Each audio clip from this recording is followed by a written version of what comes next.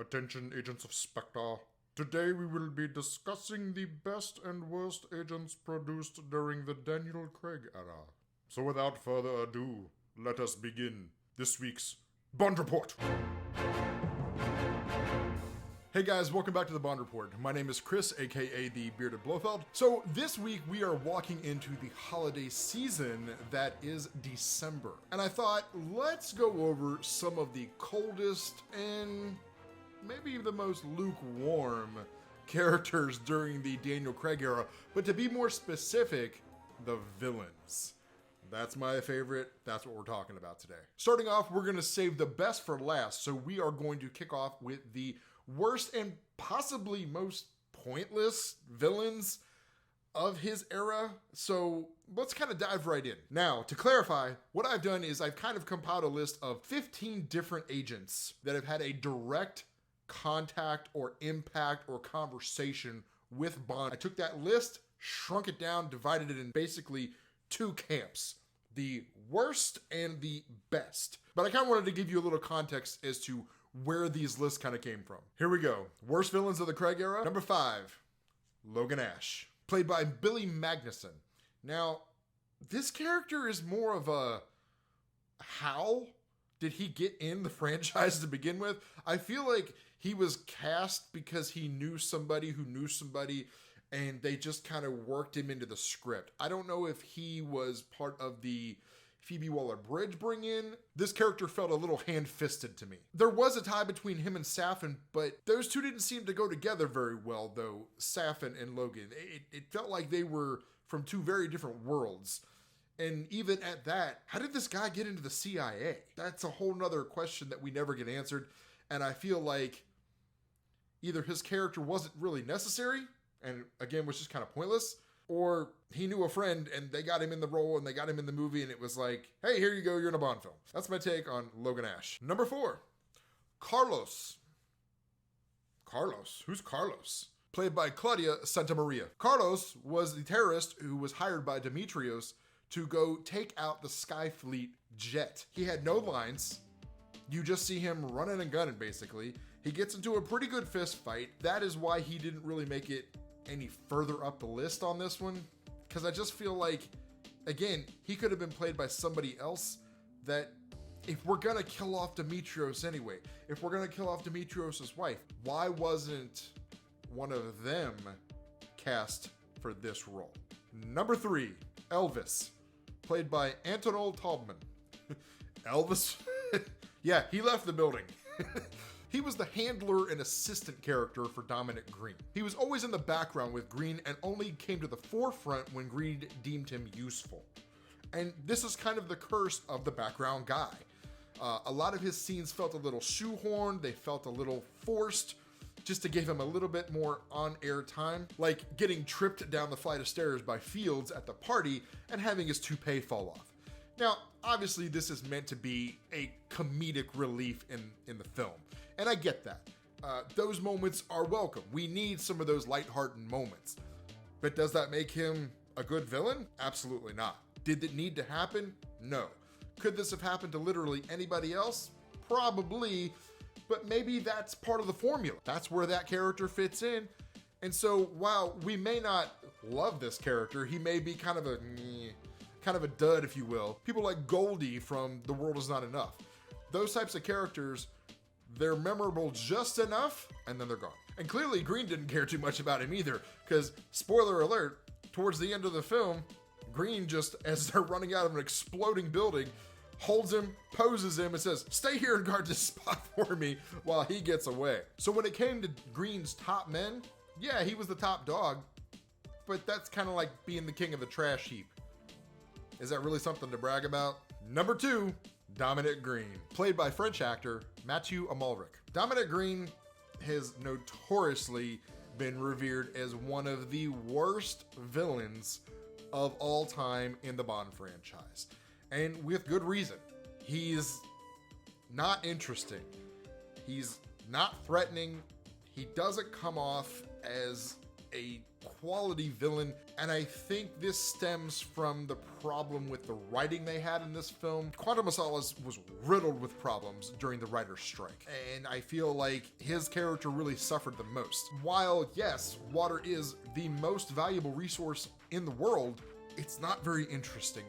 And they did not make it interesting. General Medrano would have actually played a better, more interesting villain for this film. It would have given just a better experience seeing his background, as to where Dominic Green was just kind of a Weasley business guy who didn't appear very threatening. Obviously, he's smart enough, he's got the organization behind him, he's working for Quantum/Spectre, but again, a lot of his lines, even when he's threatening Camille in the warehouse, don't talk to me like I'm stupid. I still didn't get a threatening vibe from him in any sense of the word. I feel like this was the biggest plague of Quantum. And when you have a bad villain, you have to fill in the gaps. And I feel like that's where Quantum gets such a bad rep, is because without a strong villain, you don't have a lot of strong reasons for Bond to step in.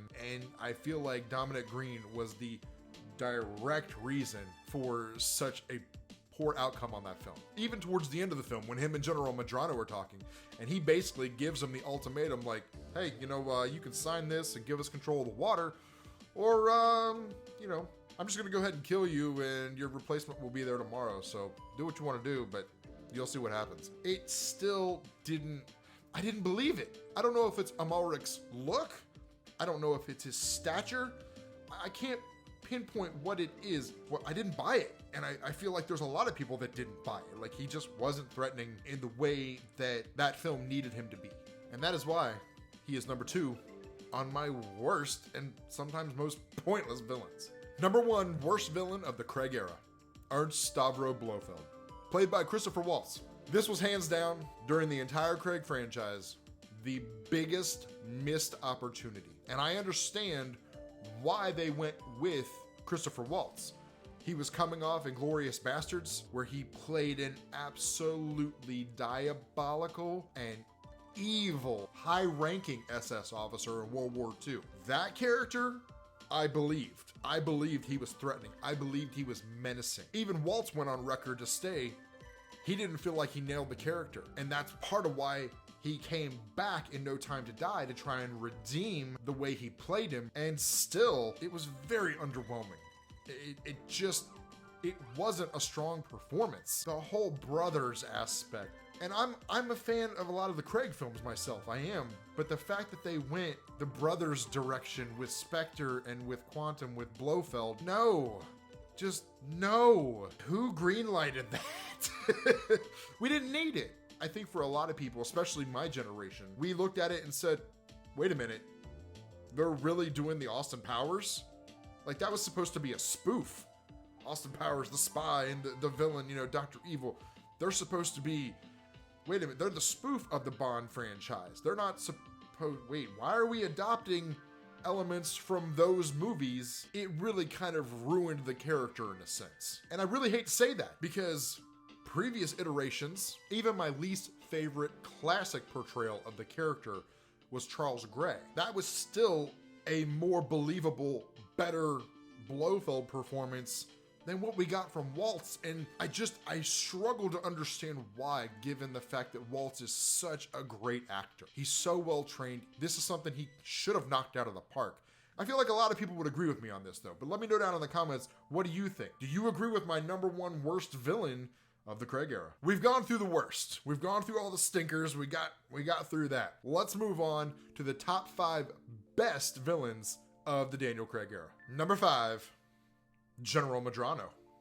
That's right, played by Mexican actor Joaquin Casio. Medrano was a great character that was just not flushed out as well as he should have been. An overthrown Bolivian dictator who had come back into power thanks to Quantum and Spectre. Now, I mentioned earlier, and I stand by this, I feel like him and Green should have switched sides. They should have switched roles as far as who was the main villain, because given his background in crime, rape, larceny, these are all elements that you see or hear about in someone that is considered a threat, someone who you would consider to be dangerous. And that's why Medrano made number 5, because while he didn't have a whole lot of interaction with Bond and more with Camille, he really impacted the story and helped give a driving force to the film. Had we switched roles and done a switch at the very end, kind of enlightening Green to be like that shadowy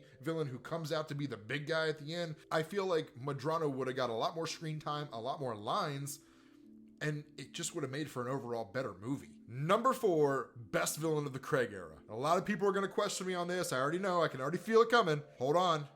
We're going to walk through this together. Raul Silva from Skyfall, played by Javier Bardem. Yes, I know. Why is he number 4? A lot of you would probably put him at number 2 or even number 1. Here's my thought process on why he's still only number 4. He's a former MI6 agent gone rogue. We've already had this. If you think back, GoldenEye, Alec Trevelyan. And I do love the movie Skyfall. It's just the lack of originality that dropped him down on my list. He's also one of those characters that had a lot of major plot holes.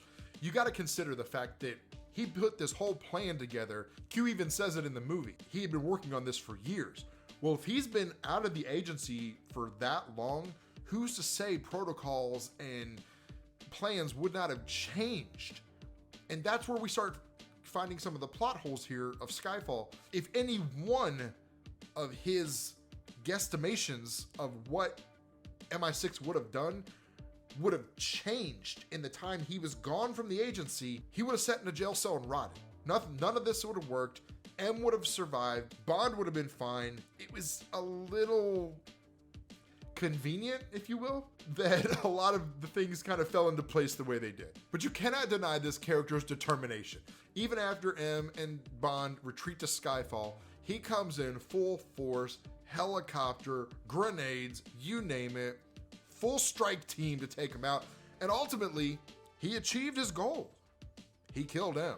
Stepping up, number 3. Now this one's definitely gonna shock some of you guys, and I'm okay with this, because these are my favorite. I really wanna hear your favorites down in the comments. Whether you are in Camp No Time to Die, or not in the camp of No Time to Die, the character Primo, played by Dali Bensala, was so fun to watch. And that is the factor that made me choose him as number 3 of best for the Daniel Craig era. He had just enough lines. They weren't cheesy, and every time he was in a scene, I got a real sense that he was a threat to be reckoned with. When he walks up on the DB5 in the town square of Matera, you feel the intensity as he's shooting. You see the intensity in his eyes. Going into the lab, when he's gonna kidnap Oberchev, he's just stone cold killer. These are elements that other characters were missing. They didn't have this threatening element to them. And for me, that makes a character more dynamic.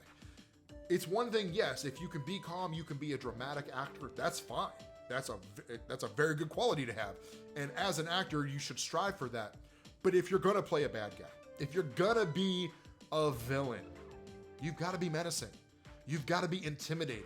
Primo was that in spades. His death is also one of my favorite of the entire Craig era, as it is accompanied by a more traditional Bond quip, given his death comes from a Bond gadget in the form of an Omega Watch EMP blast that causes his own cyborg eye to explode while still implanted in his head. Plus, he kind of felt like a final boss battle.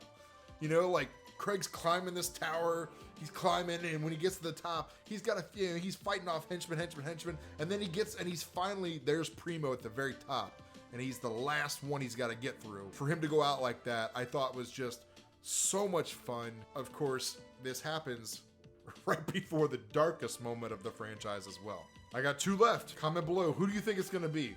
Number 2, Le Chiffre, played by Mads Mikkelsen. He's the accountant and the banker to most of the world's terrorist organizations. And I get an impression that Fleming kind of used him as a inspiration, if you will, for Kronstein in From Russia with Love. There's a lot of similarities as far as them both being mathematicians. They're both very good at chess. They're both extremely good at numbers and planning and organizing these types of villainous, schemes, if you will. The difference between Le Chiffre, though, he's that quiet, cool. And Mads Mikkelsen plays that up really, really well. A villain that clearly has a love for money, but also has that subtle, menacing element of the bleeding tear duct known as hemolacria that just gives him that sinister kind of feel to him, which is ironic in the film because he literally tells people, Nothing sinister. from a quiet businessman who can sell freedom fighters on trusting him with their money to a sadistic torture expert who brings Bond down in the belly of his boat. This guy really had a wide range, and that is why he is my number 2 all-time best villains for the Craig era. We have reached the end of the list. Number 1 all-time best villain of the Craig era, Mr. White. Yeah, Mr. White. Think about it. He literally played in 4 of the 5 Craig films. He was either in the film, talked about in the film, he was a catalyst in the film. Mr. White, across the board of the entire Craig arc, was the most villainous of all. And really, if you would have removed the Blofeld character, he could have stepped in as the Blofeld character. Agent of Spectre, father to Madeline Swan, arguably most likely in number 2 or number 3 in Spectre Quantum. He was so concerned about loyalty that he actually killed Le Chiffre just on the chance that he would have tarnished the reputation of the organization. That is serious. That is dedication to your organization. He was in 4 out of the 5 films as an element for Craig. Excluding an actual appearance in No Time to Die, Casino, he was the ultimate man behind the curtain. Lurking in the shadows, he's dangerous, he's calculated. You don't really know what to think about him just yet in Casino, but he's very prevalent. Obviously at the end, we get to know a little bit more about him. Moving directly into Quantum, being that's a direct sequel, picks right up from the end. It's time to get out.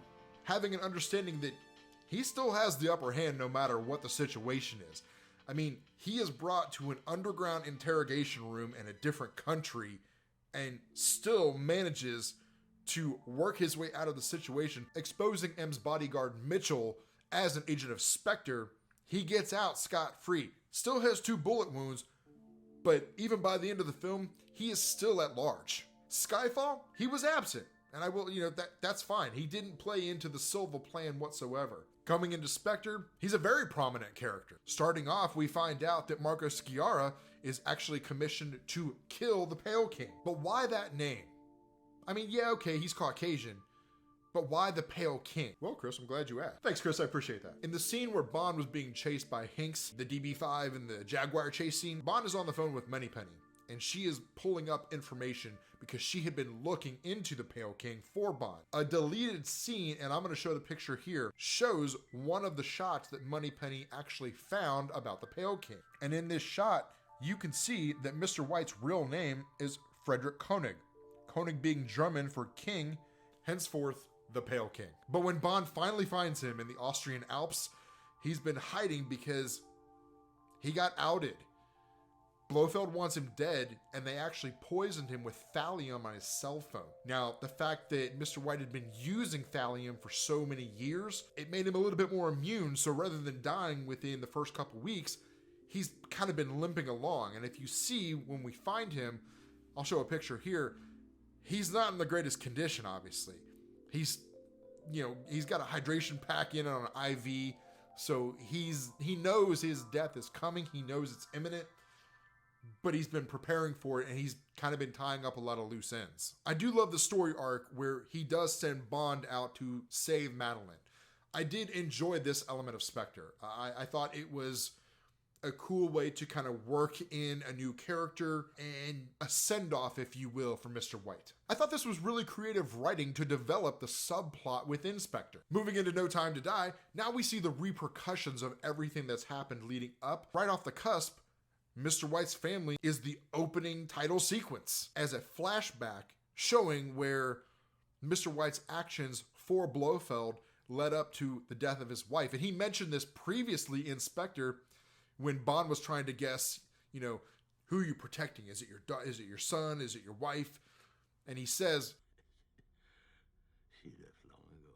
And I love how that's kind of open-ended to where that could be taken in a couple different ways. Her leaving was actually her being murdered by the surviving member of the Safin family Lucifer. And we even get a little bit more backstory in Spectre. And I love how these two films play off of each other. Whether you love them or not as a whole, the way they're tied together is extremely well done. So for me, Mr. White really is my favorite because his story arc is so broad. And yes, I understand, he was dead through 1.5 of the films, but the fact that his arc kept going, that's what made him the #1 villain in the Craig era for me. And Bond ends up saving his daughter. They have a child together, so much intertwined with his character, and never once did I feel like his character was ever shoehorned. Anything with his character was forced. It felt very natural. All the writing was very solid. He had great lines. He had great screen chemistry with everyone he interacted with. So what did you think? Did you agree with me? Did I sway your opinion on any of this? Let me know down in the comments. I always appreciate a thumbs up, and please consider subscribing. Thanks so much for watching, and as always, Merry Christmas, 007.